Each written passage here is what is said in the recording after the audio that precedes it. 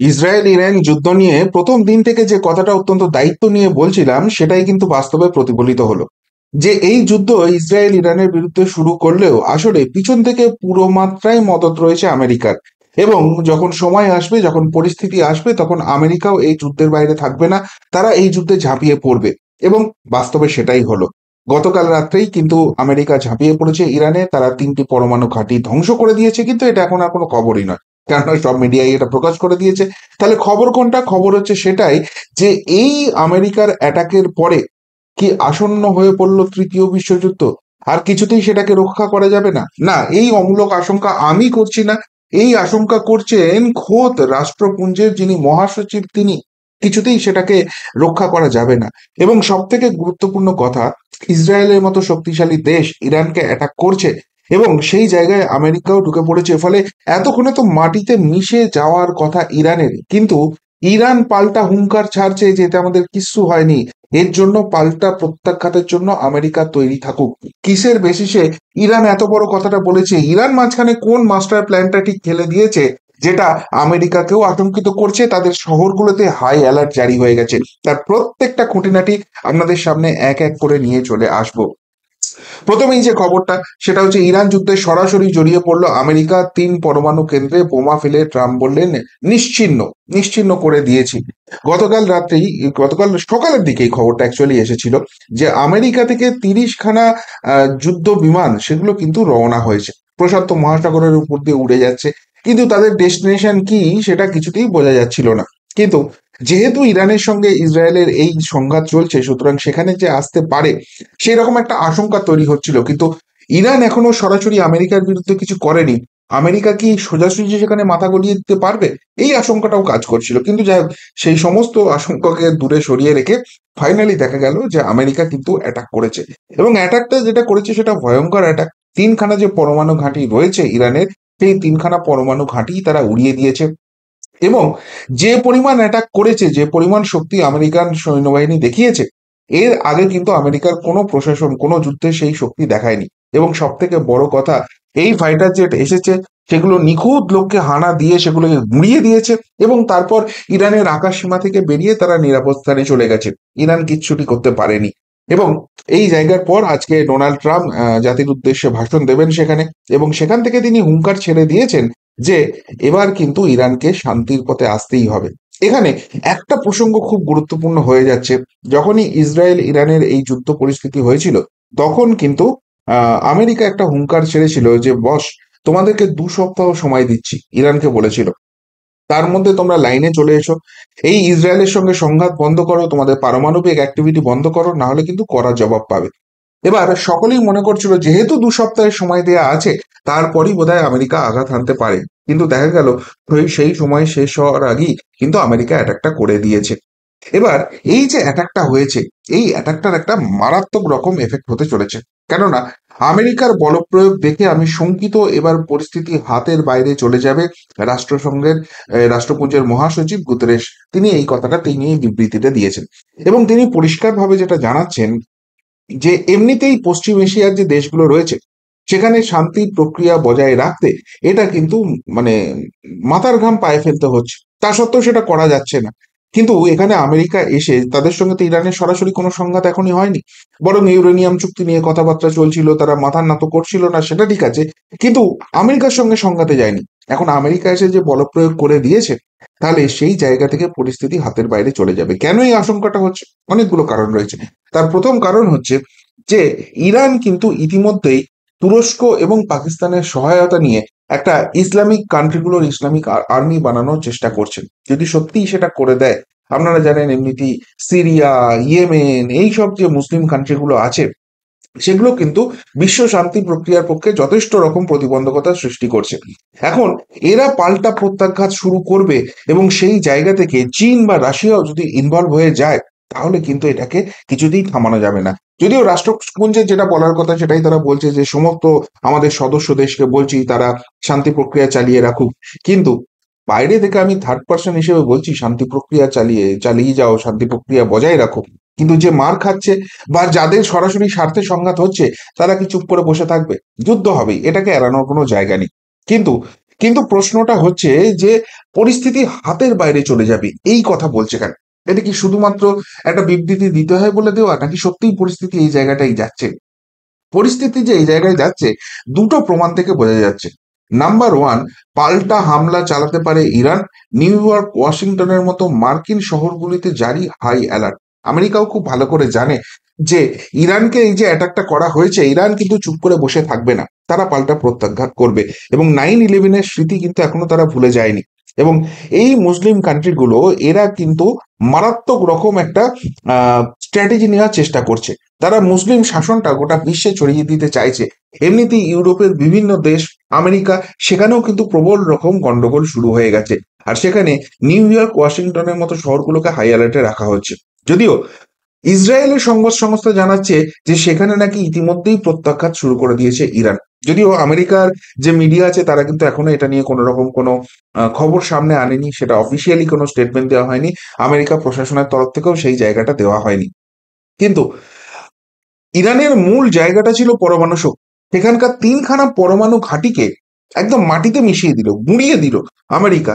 কিন্তু তারপরেও এই ভয়টা কেন করছে? ইরানের হাতে তাহলে কি শক্তি রয়েছে? কোথা থেকে তারা প্রত্যাঘাত করবে? আর এখানেই লুকিয়ে রয়েছে সমস্ত যে রহস্য, সেই জায়গাটা। ইরান কি বিবৃতি দিচ্ছে? ইসরায়েলের তো মার চলছে, তার উপর আমেরিকা এসে এই জায়গা করে গেছে। এত কিছু হয়ে যাওয়ার পর ইরানের বক্তব্যটাই খুব ইন্টারেস্টিং। তারা বলছে, আমরা কি এতই বোকা? এই ক্ষতি অপরিণীয় নয়। মার্কিন হামলার পর দাবি ইরান। আসলে ইরান বলছে যে যখনই ইসরায়েল তাদের বিরুদ্ধে যুদ্ধ ঘোষণা শুরু করেছিল, তখনই তারা বুঝে গিয়েছিল, যেটা আমিও বলছিলাম, সেটা ইরান এখন স্বীকার করে নিচ্ছে অফিসিয়ালি, যে এর পিছনে আমেরিকার মদত আছে। আমেরিকাই ইসরায়েলকে পিছন থেকে মদত দিয়ে বলছে তোমরা যুদ্ধটা করো এবং সময় মতো করবে।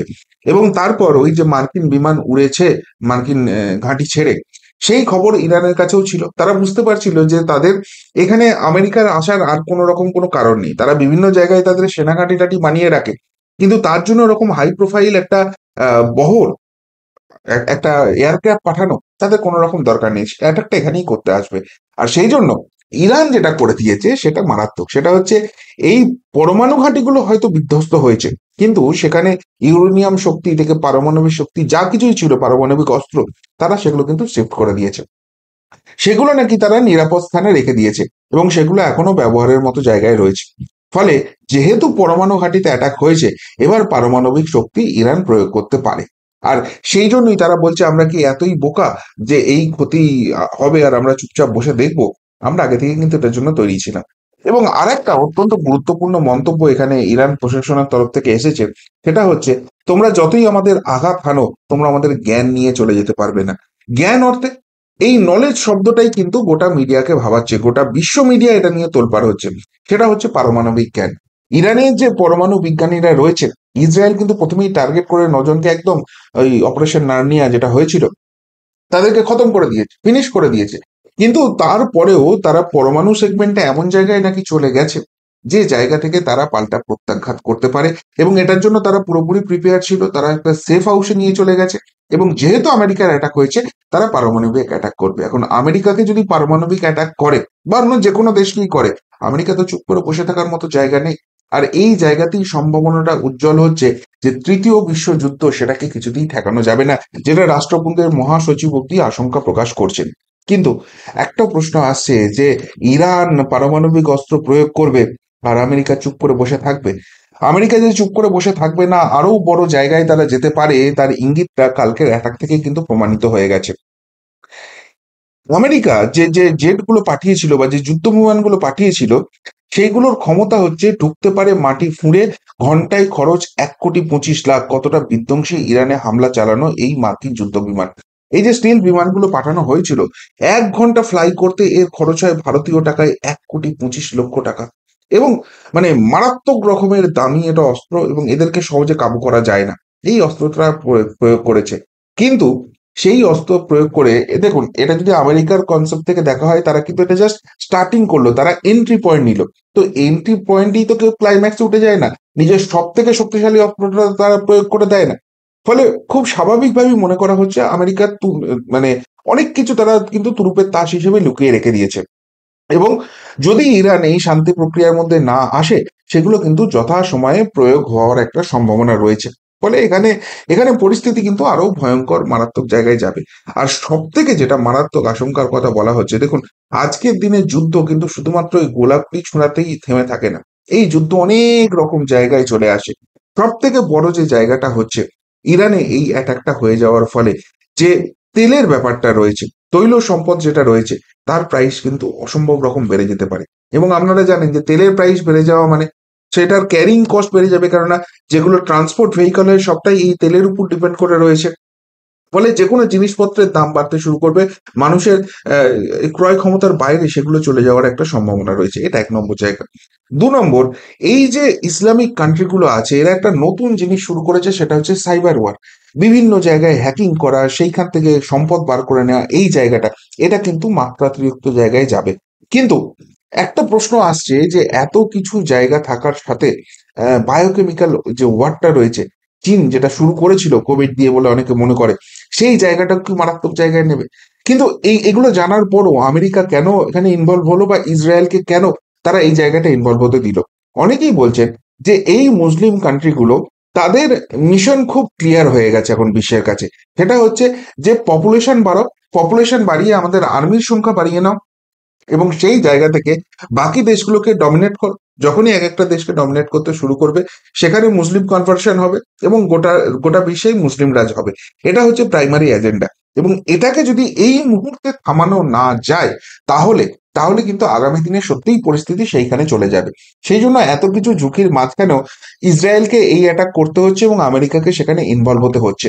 এবং সত্যিই যদি সেই মোটিভটা হয়, এই ধাক্কা খাওয়ার পর ইরান থেমে যাওয়ার তো কোনো প্রশ্নই নেই, বরং বাকি মুসলিম কান্ট্রিগুলো কিন্তু এই যে ইসলামিক আর্মি বানানোর কথা বলছে, তারা কিন্তু ইউনাইটেড হয়ে যেতে পারে।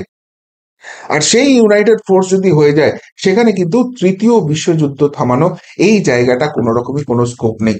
নাকি ইসরায়েলের সঙ্গে পরিস্থিতি যেখানে চলে গিয়েছিল, সেখানেই এবার পারমাণবিক অস্ত্র, কেননা ইরান কোণঠাসা হয়ে পড়েছে, তারা পারমাণবিক অস্ত্র ব্যবহার করতোই।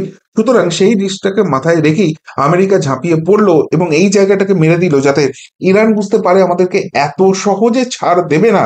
সেটা আমেরিকাই হোক, ইসরায়েলি হোক, বা এই এদের যারা বন্ধু শক্তি রয়েছে, সবাই মিলেই কিন্তু এবার মারবে।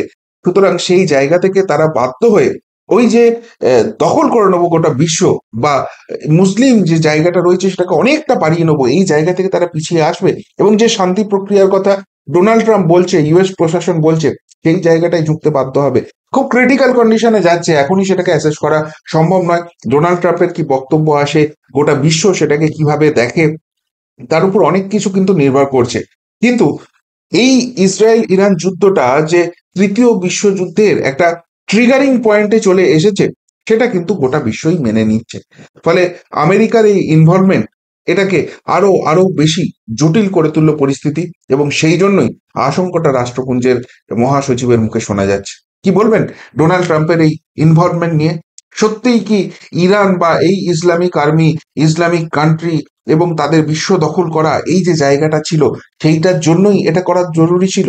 নাকি এর পিছনে আমেরিকার যে আগ্রাসী নীতি আছে, সর্বক্ষণে সবসময় তাকে পৃথিবীর সবকিছু ভালো তারা দখল করে নেবে, সেইটাই মেনলি কাজ করছে, এবং তার জন্য হয়তো তৃতীয় বিশ্বযুদ্ধের ঝুঁকিটা বেড়ে যাচ্ছে? কোন জায়গাটা সত্যি বলে আপনার মনে হচ্ছে? উত্তরটা অবশ্যই কমেন্ট বক্সে কমেন্ট করে জানাবেন। এখনকার মতো এখানেই শেষ করলাম, ফেরত আসছি নতুন প্রতিবেদন নিয়ে খুব তাড়াতাড়ি। ভালো থাকবেন, সাথে থাকবেন, পাশে থাকবেন। নমস্কার।